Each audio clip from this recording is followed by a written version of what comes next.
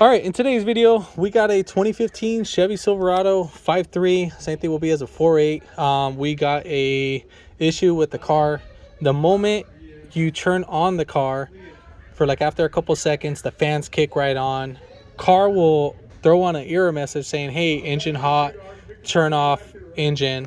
And so from there, if it's immediately, let's say if the car's been sitting overnight and you know the engine's cold, and obviously we got some issues going on with the electrical side, it wouldn't be the thermostat side. Now let's say if you are driving, it's possible it could be the thermostat or it could still be the coolant temperature switch, but I would check either the wiring or the coolant temperature switch. Now the coolant temperature switch sits right above here, and you don't have to take off the intake for that. So what we'll do, let me get this lit up. So we're going to go ahead and just pinch this guy right here. And if it doesn't want to come out, what you do is you push down. So you're going to push down all the way, and then you're going to push this little tab right here, depending on which side it is. And then you'll do it like that. So you squeeze this little tab right here. All right, so next we're just going to kind of move this guy to the side. Now, before doing this, you need to make sure the engine's cool. There's no pressure. So if you let this thing sat for a little while, so we don't have no pressure right here. So obviously we are good on that, and we're not going to have anything pop off. So right here, I got a 19mm socket, deep socket. This should work out pretty well. If you don't got that, you would have to take off the whole intake tube housing.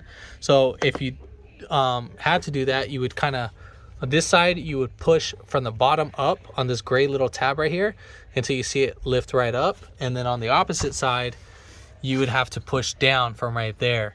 And then from there, you can just loosen up this 8mm or a flathead, lift this guy, kind of pull it back a little bit and just lift it up and put it to the side. You don't need to disconnect it from any over there.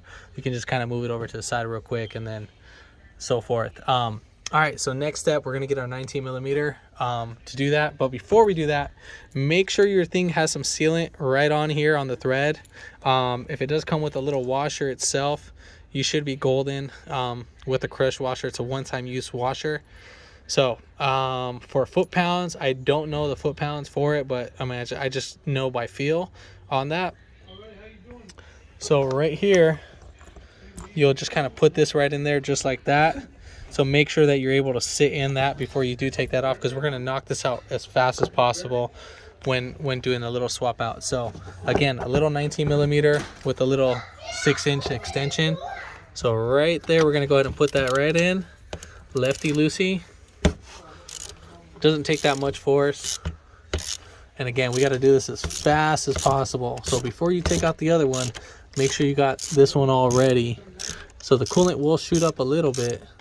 So once it starts getting a little bit freed up, so let me see if I can have something to hold this up just like that. All right, so I'm gonna use my right hand to take this off, and then I'm gonna use my left hand to take it off, and I'm gonna use my right hand to put it in real quick.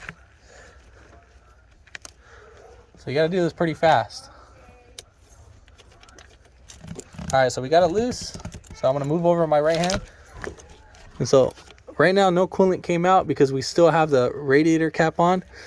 So sometimes they do shoot out. So make sure you still have the radiator cap on, or the reservoir.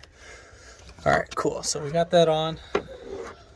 And then we are gonna go ahead and tighten it down.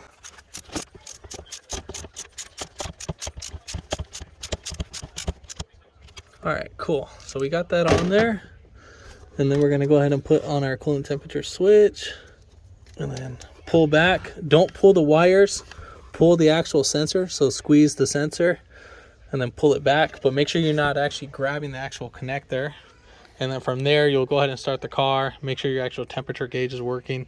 Obviously this temperature gauge was not working at all, so it wouldn't climb up or anything, but these guys just break over time. But if not, if it still doesn't work after this, you need to check your wiring, make sure nothing is shorting to ground on that, or the wires aren't like touching. Other than that, if this video helped you out, give it a thumbs up, comment down below if you have any questions, and hit that subscribe button for more upcoming videos in the future. And thanks for watching.